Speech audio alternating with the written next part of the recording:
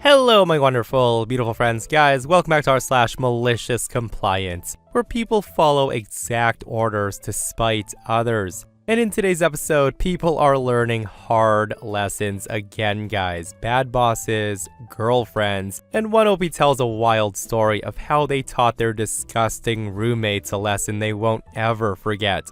So sit back, relax, and please remember that this voice right here should only be on the Dark Fluff YouTube channel, nowhere else. Let's dive in.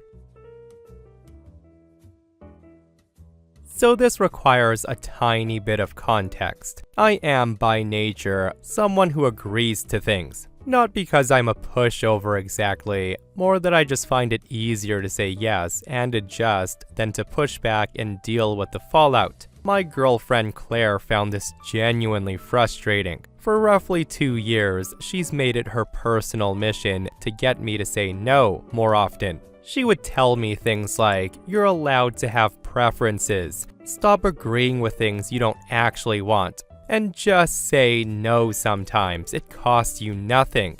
And really, she meant it kindly. She brought it up maybe once a month, sometimes more. She even framed it as personal growth and said it was something she admired in people who could do it cleanly without guilt. She was so consistent about this that it started to actually rewire something in me. I began to notice, then question, then occasionally decline things. It was small stuff at first. I would say no to a friend who wanted to borrow my charger for 3 days. I would tell my cousin that I couldn't make it to his thing. It felt strange, but Claire was genuinely proud every time I reported back. Then, in late February, her friend needed someone to watch their dog for 8 days while she visited family. Claire asked if I could do it. And I want to be clear that I thought about it for a real amount of time. I considered the dog, the 8 days, the fact that I don't particularly enjoy dogs in my space for extended periods, and then the 2 years of dedicated coaching I'd received on this exact type of moment. And that's when I said no. I said it calmly, without guilt, no long explanation, just I don't think that works for me.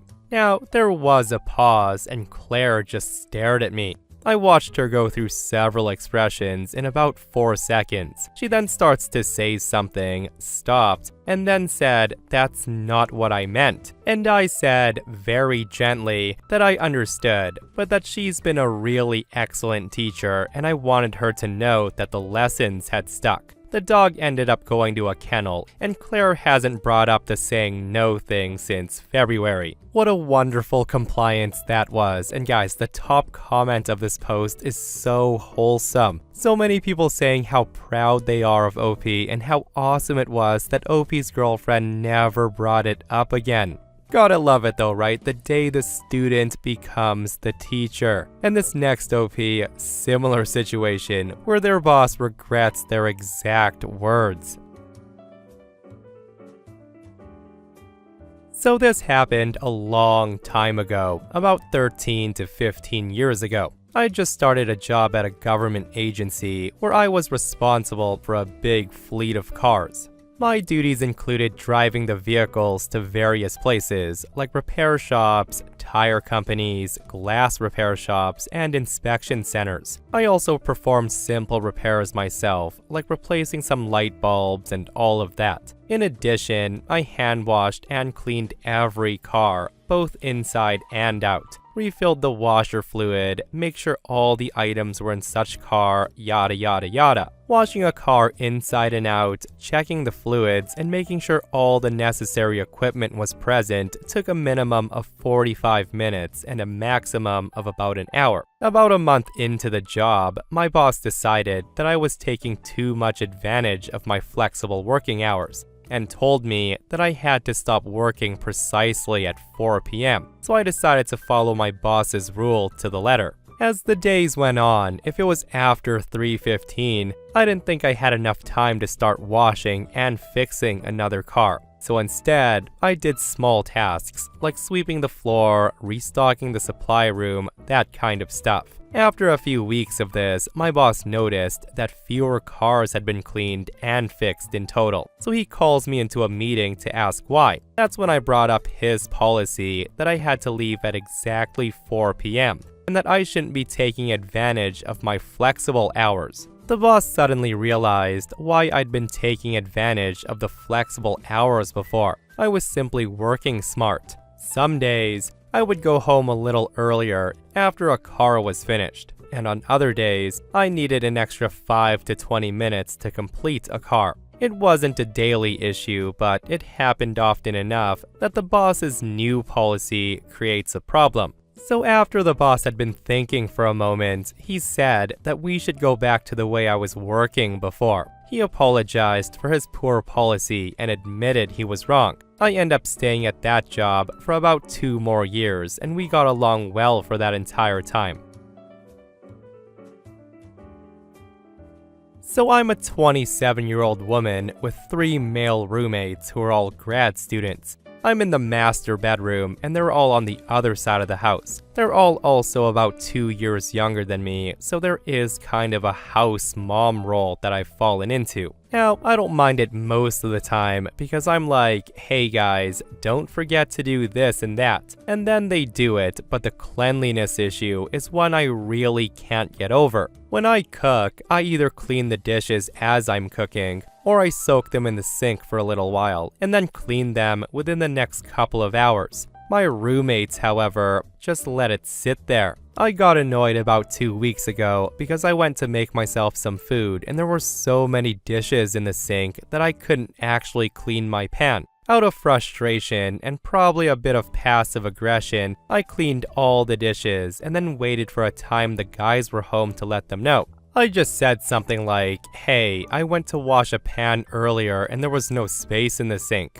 I know you guys are busy with classes, but there's gotta be some way to get your dishes clean within 48 hours of them being dirtied. That way, we don't get this massive pile up and I don't feel like you guys are leaving the household chores to me. And this was the guys' response. They all said to me, listen, of course our dishes aren't your responsibility. From now on, don't worry about it. Only do the dishes that are yours. Fast forward to spring break. Roommate number 1 is going out of state to visit family. Roommate 2 is in South America. And roommate number 3 is probably at his girlfriend's place. They all disappeared like the whisper in the wind, and I woke up the next day realizing that not only were none of the guys here, but they left a bunch of dirty dishes in the sink. Now, we live in the South, and it's just starting to get warm outside. There's bugs, and these bugs get attracted to grossness that gets left on the counters. It's day number 3, and all kinds of gnats and flies are gathering around their dishes. Normally, it would drive me crazy, and I would clean it all, but you know what? I refuse to wash their disgusting dishes because they told me I didn't have to. I'm not even going into the kitchen right now, it's so nasty. Thankfully, being in the master bedroom means I have my own bathroom, and I've decided for the hell of it that I'm just gonna wash my dishes in the bathroom sink, which surprise, surprise, is bug-free. Tomorrow, 2 of them get back from their trips, and I plan to give absolutely zero craps when they realize this is what happens when they leave all the kitchen work for the woman of the house to do. Update. So I'll be honest, I wasn't expecting my post to get so upvoted and commented on, but I'm guessing that means I'm not the only one who's been in this situation. First off, for those of you who are saying that I should move the dishes into their rooms, that would not be maliciously complying. Nobody told me to move the dirty dishes. Also, that would have required me touching everything, which I truly did not want to do. And to those of you who said I was just setting up my house for a bug infestation, you know what? It's an old rental house in the woods in the big South. Bugs are something we have to stay on top of. Normally, they kind of hang around the trash can, which is gross, but whatever, it's trash. And I usually spray the can down with Raid whenever we take it out. Either way, it's not my job to prevent the house from getting infested. It's everyone's job. That's the whole point. Anyways, moving on. Because all my roommates come home at different times, you're gonna have to know them individually. So here are some fake names. Roommate 1, who went to visit family, we'll call Nathan. Roommate number 2, who went to South America, we'll call Lou. And roommate number 3, who is hanging out with his girlfriend, is Rob. Again, these are not real names. I'm just trying to keep them distinct so you don't get mixed up on who's who. So first, we have Rob, who came home last night with his girlfriend. As far as I can tell, they skipped the kitchen entirely and they went straight to his room. This morning though, I was unlucky enough to be woken up by them shuffling into the kitchen for coffee. Rob said it's effing gross in the kitchen and his girlfriend agrees. Rob then proceeds to say something like, "This is why I don't even cook in here." Which is true. He doesn't cook very often, mostly gets delivery, so I can safely assume the dishes did not belong to him. He and his girlfriend left the house not long after I heard this conversation. The next to arrive was Nathan, around 2 in the afternoon. I was actually out in the backyard hosing down my cat's litter box when he pulls into the driveway. I heard him enter the house, so unfortunately, I didn't see his initial reaction. When I did go back inside, he was in his room unpacking from his trip, but there was that gross little buzz sound around the dishware. I went into my room to reassemble the litter box. After about 2 hours going by and there was zero kitchen activity, I start to get anxious. And I gotta say, some of your comments did worry me, folk. Stuff like, they won't care, they're your bugs now. I seriously started thinking, what if they really don't give a crap and these dishes get ignored for another 48 hours? What if I got myself worked up for nothing? So I actually came up with the plan B. Plan A, of course, was the best timeline, a beautiful moment of clarity where all the roommates realized that communal living is a team effort, and we all have to do our part to get by. Plan B would to be wait until all the roommates were home yet again, and corral them into the kitchen to say, "Look at this disgusting crap, this is bugs. You left your dishes for days and days for me to do. Don't tell me you didn't. There's the bleach, there's the insecticide, get to work." My blood was boiling just thinking about it, and I can be kind of scary for a little lady, so a part of me was actually kind of hoping that I would get to do Plan B to let off some steam. Thankfully, at one point, Nathan comes out of his room and he starts making a frozen pizza in the kitchen. I hear some dishes clang, the oven door opening and closing, and the sweet smell of pepperoni filling the air. A few more dishes clanged, and then Nathan started coming by my room. I heard him before I saw him. He says to me, "Hey," and I respond, "Hey, how was your trip?" He responds, "Good, I'm just jet-lagged, but what the heck happened in here?" I say, "What do you mean?" And he says, like, is something rotting in the garbage disposal? I say, "Are you talking about the bugs? I mean, that's what happens when crap gets left out like that and everyone leaves town." He then makes a face as if to say, "Gross." And I respond, "Yeah, that's pretty gross, but there's cleaning stuff in the cabinet underneath if you're looking for it." Nathan gives a long sigh and then says, "Cool, thanks." He then walked off looking very sullen, like Charlie Brown on a bad day. And the nice part about the house mom thing is at the very least, when I do tell someone to do something, they do it. So as pouty as Nathan was, he starts cleaning while his pizza cooked. In my head, I was just screaming, "Hooray!" Like seriously, I did a little girly happy dance at my desk and I allowed myself to relax a little. Not only was Nathan cleaning the dishes themselves, but the surfaces around the sink. He was also attempting to spray the bugs to death. I just left him to it, and I did consider updating you guys at this point, but not all the roommates were back yet, and I hadn't seen the finished product, so for all I knew, he could have done a crappy job. I actually did end up checking the kitchen not long after the conversation, and to my great pleasure, there were no dishes in the sink and very few bugs. We're still basically a cabin in the woods, so some little gnats and fruit flies are an unfortunate inevitability. But it was nowhere near the thriving community it had been. Lou, the final roommate, gets home around 8 o'clock that night, much later, in a wonderful mood. He's the party boy roommate, and he and Nathan are best buddies who often get drunk together. Our recycling bin is always full of beer cans and empty bottles of booze. It's pretty much always because Lou and Nathan stay up late smoking cigarettes and drinking. So Lou gets back, and he starts unloading beers onto the counter. All I hear is thunk, thunk, thunk. He then screams out and says, Nathan, come here, you son of a gun, let's drink." Nathan had been asleep, catching up from his jet lag, and he stumbles out of his room. There's 2 beer cans open. Nathan says, "Lou, you owe me like 5 beers. Did you make chicken last week, you idiot?"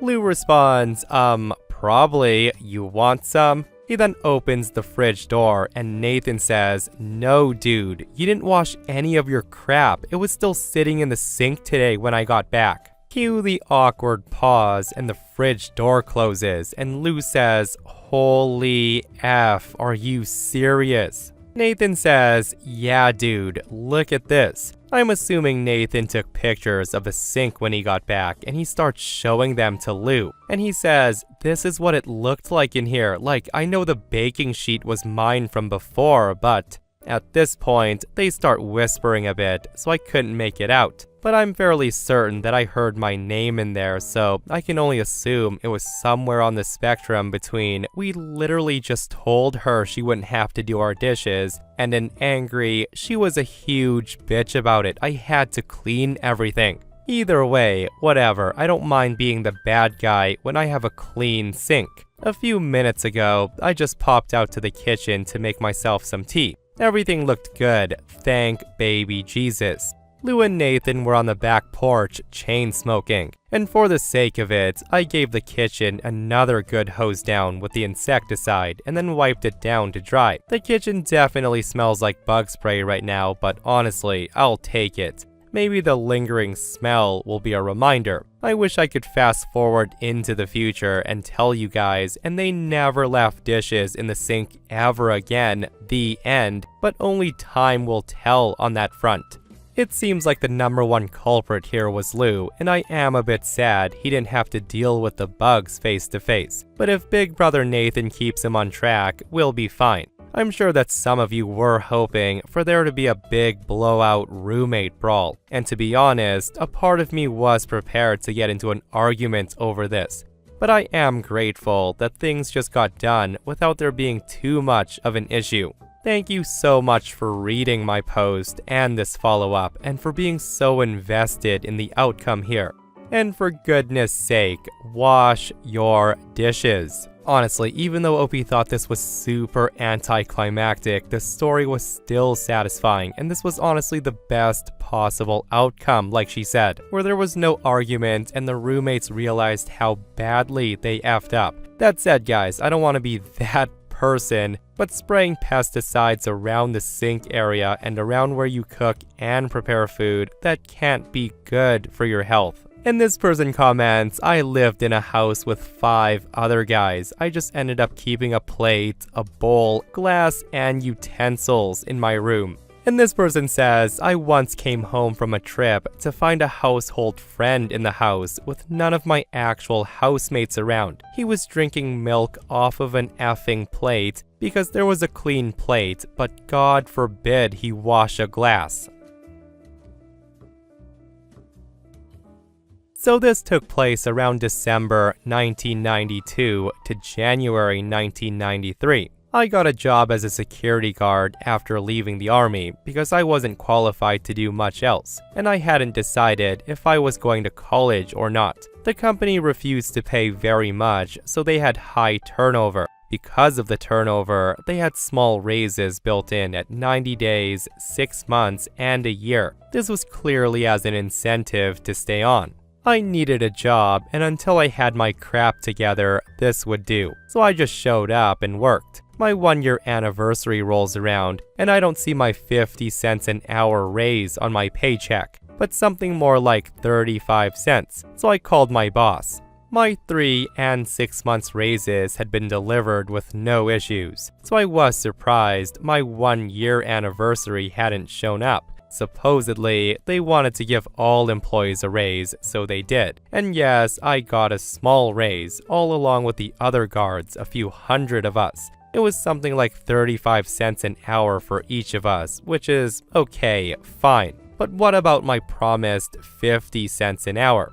As far as I was concerned, this 35 cents an hour was something you initiated after promising me more, so this is bonus. When I called the manager, I was told I wasn't going to get a raise for my 1-year raise because you just got a raise. No one gets 2 raises at once. If your pay raise isn't enough, you need to quit. In other words, they were trying to claim a 35 cent an hour raise for every employee somehow was overriding the fact that I was owed an additional 50 cent an hour longevity raise. I'm sure others were caught up like that.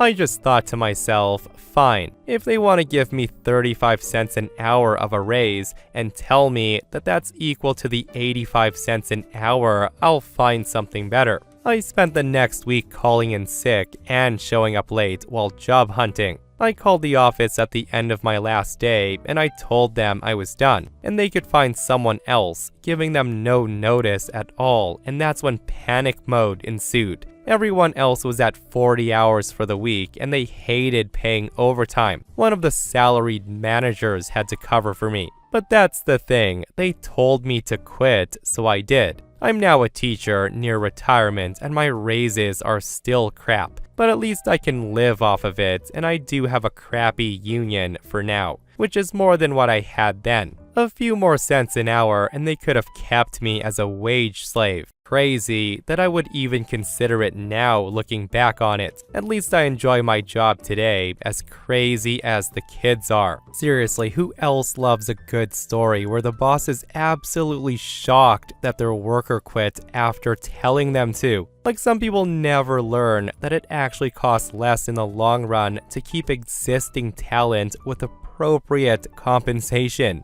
Like, just pay your darn workers. I don't get it. What's that saying? Penny wise, pound foolish. And if you thought that was satisfying, well, something that's equally satisfying, at least to me, is when an absolute jerk complains about something and gets embarrassed in the end. Listen to this one. So here's a bit of background. I own and operate a barbecue and grill restaurant. We run a special promotion often, and on this day, we have a promotion for 1 kilogram of skewers, pork or chicken, for €6.50. This happened on a Saturday night. A large group comes in, and one of them is a guy known to almost all of the restaurant owners in town. Let's call him Dick. Now, Dick has a tendency to complain about the food in order to get freebies, either something extra or the whole order. So they place their orders, and about 20 minutes later, they're served. A few minutes later, my head server Mary comes inside, furious. She screams at me saying, "Give me the scales." Me, slightly confused, say, "What for?" She screams, "Just give me the effing scales." So I give her the electronic scales and she grabs an empty plate and heads outside. I follow her because I know something's up. She goes to the group that includes Dick and she puts the scales on the table and she says, "Let's weigh them." You see, Dick had ordered the promotion and then said that his order was missing almost half of it, and he demanded 4 more skewers to make it correct, in his words. Now, in almost any other place, he'd probably be right. Most of them buy their skewers already made, and they weigh anywhere between 100 to 120 grams, which means a kilo is usually 10 skewers. But we prepare our skewers in-house, and they're much bigger, between 180 to 220 grams.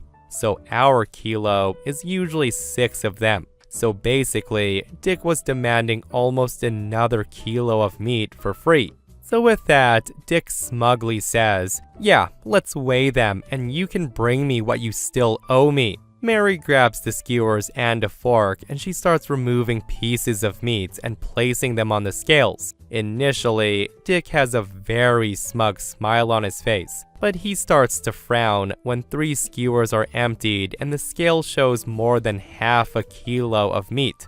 Finally, with the second piece from the 5th skewer, the scale shows just above a kilo. Mary, holding the remaining skewers and smiling smugly, says, "It seems you were right about the order not being correct. We actually gave you more, so I'll take these back to the kitchen. Enjoy your food." Mary returned smiling to the kitchen and she put the skewers aside. After the group left, she told me that the look on his face is something she'll never forget. And to top that off, the rest of his group was smirking and telling him he deserved it the whole night. Yeah, I think we can agree that Mary needs a raise, right? And guys, if I was eating there and I saw that, she's certainly getting a huge cash tip from me. Like, that is pure entertainment and awesome. And to close off the episode, guys, this next OP shares another wonderfully satisfying story about what their coworker did.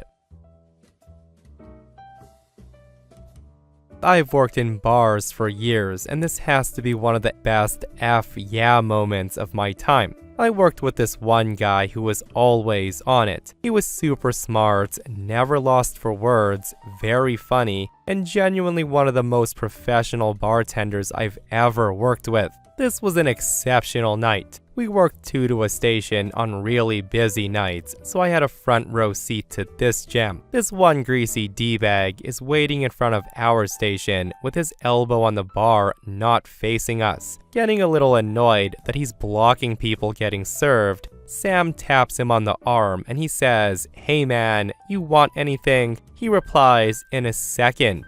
He shoos Sam off and continues greasing on this drunk girl. Starting to change his attitude, Sam quips back and says, "You're blocking people from the bar, man. You need to take a crap or get off the pot." And things start slowing down, and I'm thinking, where's this going? The greasy dude's face screws up and he looks Sam up and down and he says, "Gimme a Coke." Sam whips a glass behind his back and he catches it in his left hand. Ice in the glass on the bar, and he throws a straw in the air as he pours Coke from the soda gun. He then says, "$2.50, thanks." The greasy dude's staring at the drink, and he asked, "What is this?" Sam says, "A Coke, as you asked." The guy replies, "That's not what I asked for. If I wanted ice, I would have asked for ice, idiot," pushing the glass back at Sam.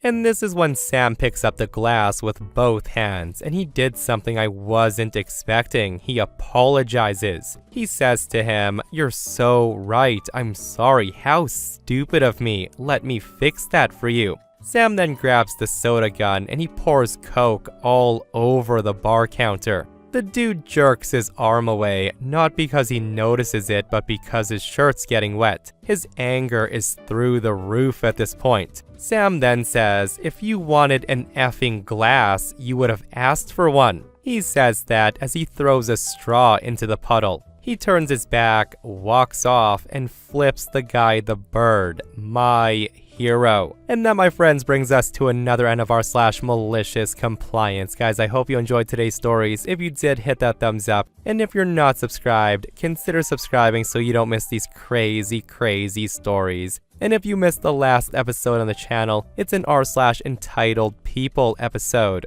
where a psycho Karen harasses OP and she accuses OP of poisoning her son. It's such a wild episode, so go check it out if you haven't. And myself and Stevie Boy will see you guys in the next one. We love you.